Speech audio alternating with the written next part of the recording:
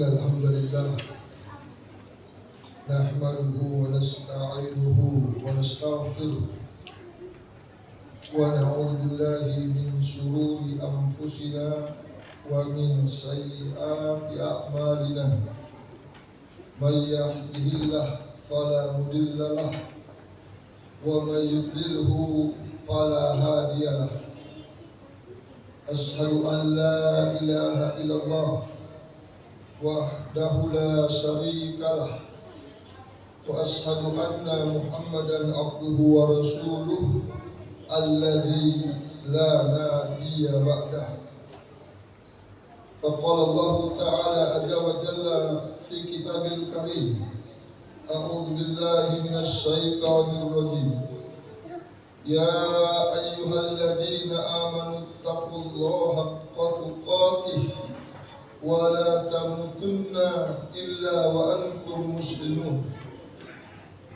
يا أيها الناس اتقوا ربكم الذي خلقكم من نفس واحدة وخلق منها زوجها وبث منهما رجالا كثيرا ونساء واتقوا الله الذي تساءلون به والأرحام إن الله كان عليكم رقيبا يا أيها الذين آمنوا اتقوا الله وقولوا قولا سديدا يصلح لكم أعمالكم ويغفر لكم ذنوبكم ومن يطع الله ورسوله فقد فاز فوزا عظيما فقال رسول الله صلى الله عليه وسلم فإن أصدق الحديث كتاب الله وخير الهدي هدي محمد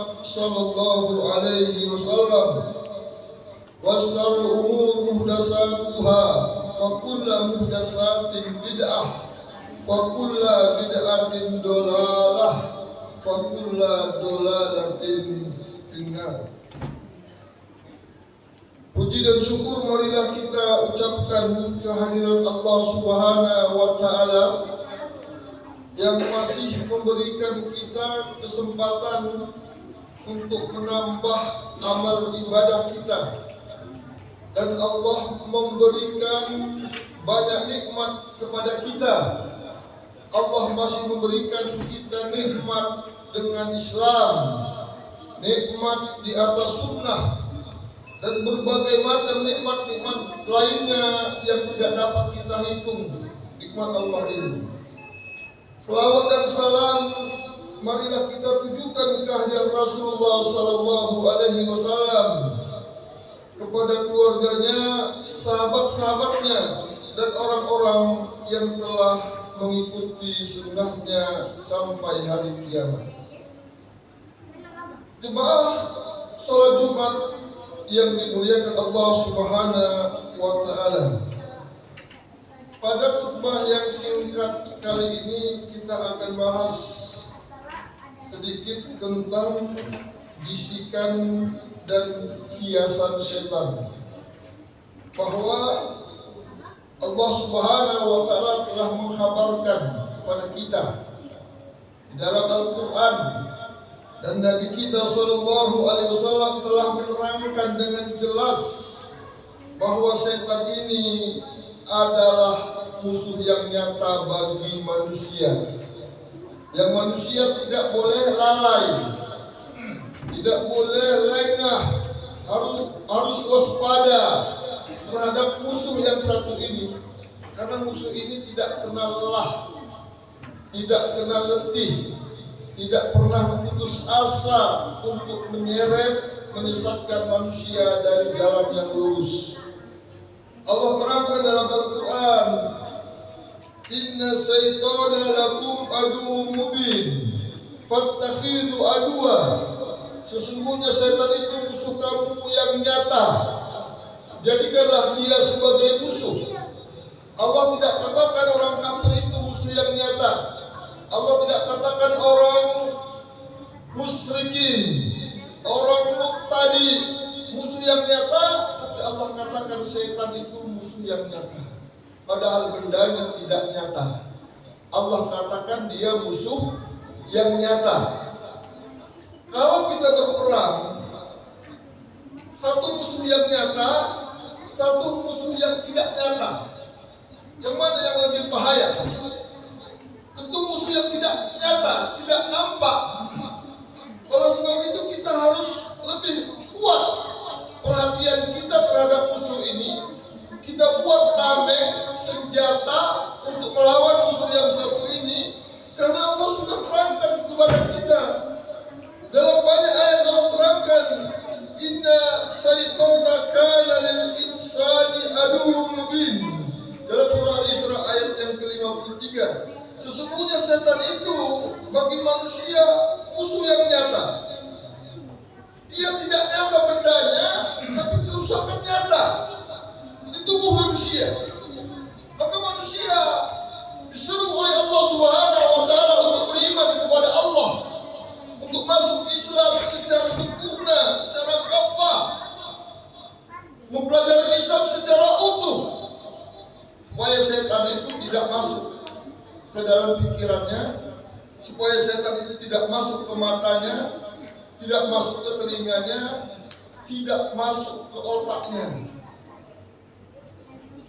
Karena kalau sudah masuk, ini susah mengeluarkannya. Di antara bisikan setan ini adalah syubhat yang disebarkan ke dalam pikiran manusia. Syubhat ini adalah menampakkan kebatilan dalam bentuk kebenaran, mengkaburkan kemaksiatan, mengkaburkan kesesatan. Tidak semua orang bisa selamat terhadap syubhat yang dimasukkan setan ke dalam pikiran, ke dalam hati manusia ini. Allah Subhanahu wa taala terangkan dalam surah Al-Kahf ayat 39, wa zayyana lahum syayatin a'maluhum. Setan itu menjadikan memandang baik perbuatan mereka. Perbuatan setan itu dipandang baik. Perbuatan yang bertentangan dengan Al-Quran, bertentangan dengan Sunnah dipandang bagus, dipandang jalan keselamatan. Menjauhkan manusia dari Al-Quran, menjauhkan manusia dari Sunnah. Ini pekerjaan-pekerjaan yang diwaswaskan ke dalam hati, ke dalam pikiran oleh setan. Maka banyak kaum muslimin menjauhi Al-Quran, tidak mempelajari Al-Quran, habis waktunya untuk permasalahan dunia yang tidak ada hubungannya dengan Al-Quran, yang tidak ada hubungannya dengan Sunnah Nabi Sallallahu Alaihi Wasallam. Juga Allah Subhanahu Wa Taala terangkan dalam surat Al-An'am ayat 34, wa zayyana lahum syaitan ma kanu ya'malun. Dan setan menghiasi kelihatan baik apa-apa yang selalu mereka kerjakan. Ini perbuatan yang tidak ada dalil, tidak ada petunjuk, tidak ada perintah dari Allah dan Rasul yang pandang baik. Itu dibungkus, dikemas oleh setan. Tazidul batil bisuratil haq. Tazidul batil, dihiasi kebatilan itu dalam bentuk kebenaran. Kebenaran itu kebatilan, tapi karena dihiasi dalam bentuk kebenaran, dalam bentuk ibadah, dalam bentuk syariat, itu dipandang baik. Gak tahu dia itu kebatilan dibungkus kemaksiatan dengan ibadah, maka muncullah bid'ah. Maka dipandang baik perbuatan bid'ah ini.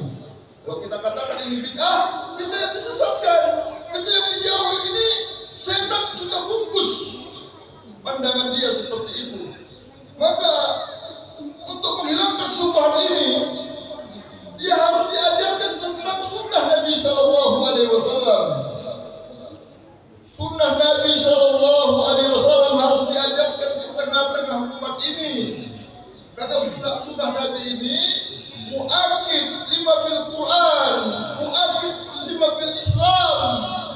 Sunnah Nabi ini merinci, menjabarkan, menerangkan, mendetailkan bagaimana caranya mengamalkan Al-Quran, cara mengamalkan Islam yang benar. Kalau manusia tidak tahu sunnah, manusia tidak tahu hadis Nabi Sallallahu Alaihi Wasallam,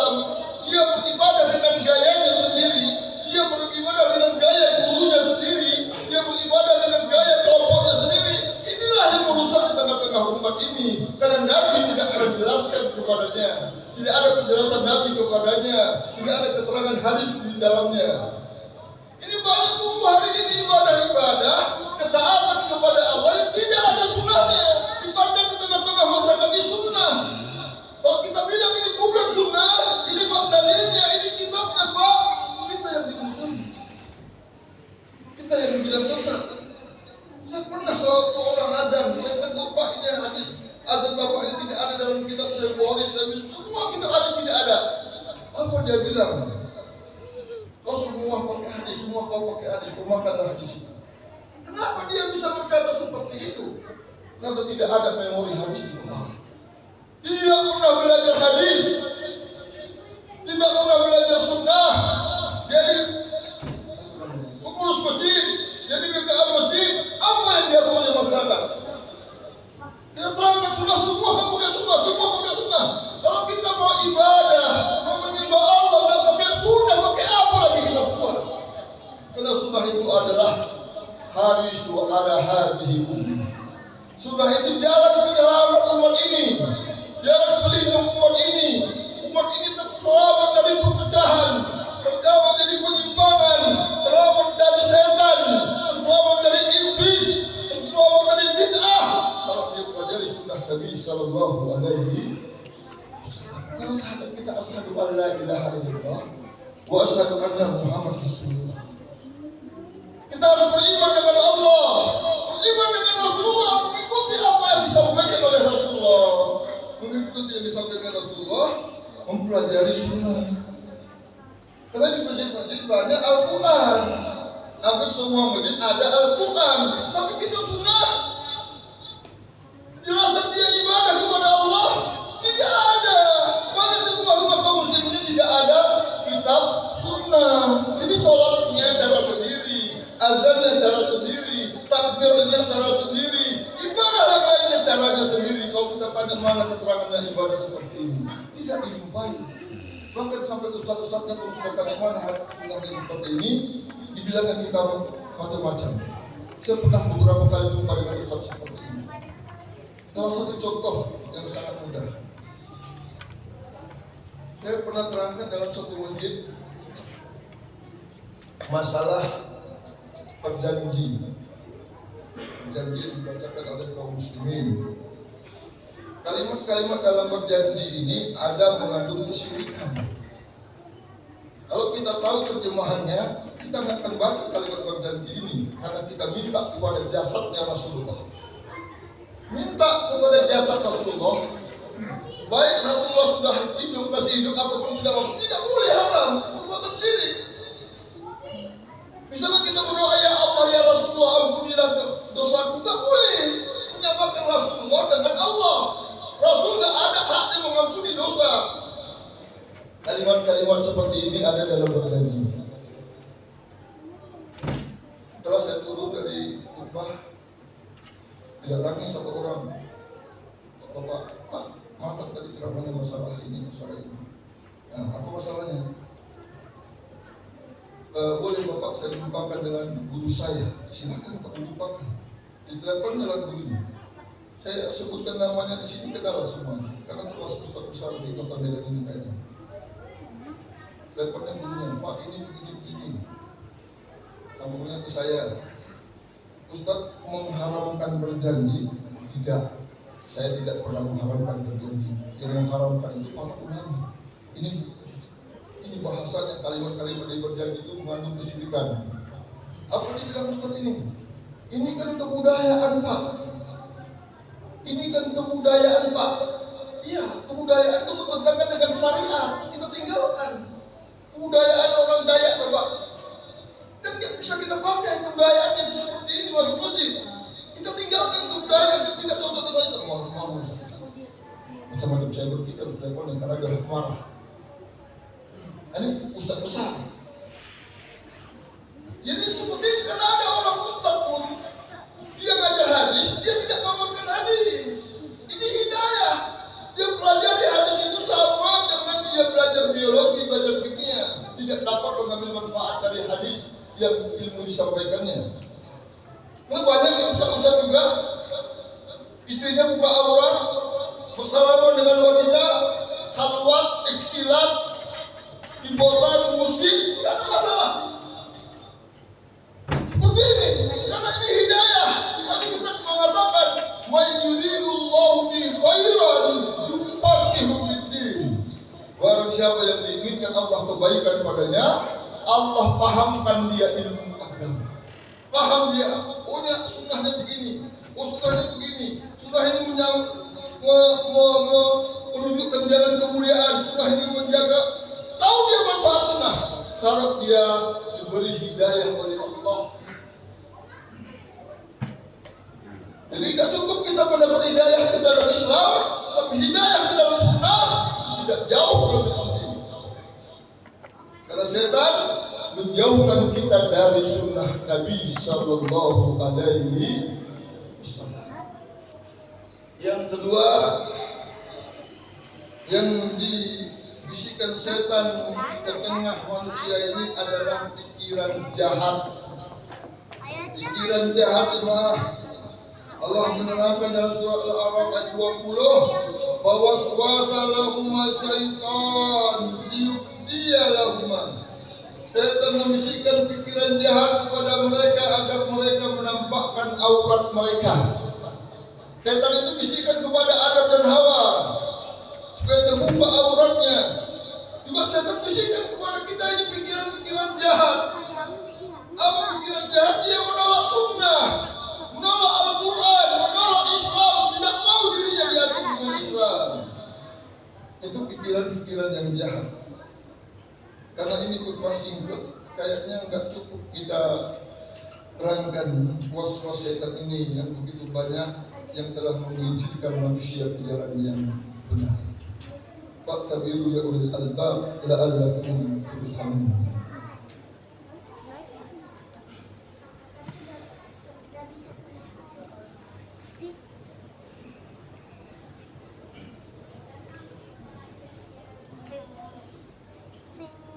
Alhamdulillah alladzi nahmaduhu wa nasta'inuhu wa nastaghfiruh wa na'udzu billahi min shururi anfusina wa min sayyiati a'malina may yahdihillahu fala mudilla lahu wa may yudlilhu fala hadiya lahu. Jemaah salat Jumat yang dimuliakan Allah.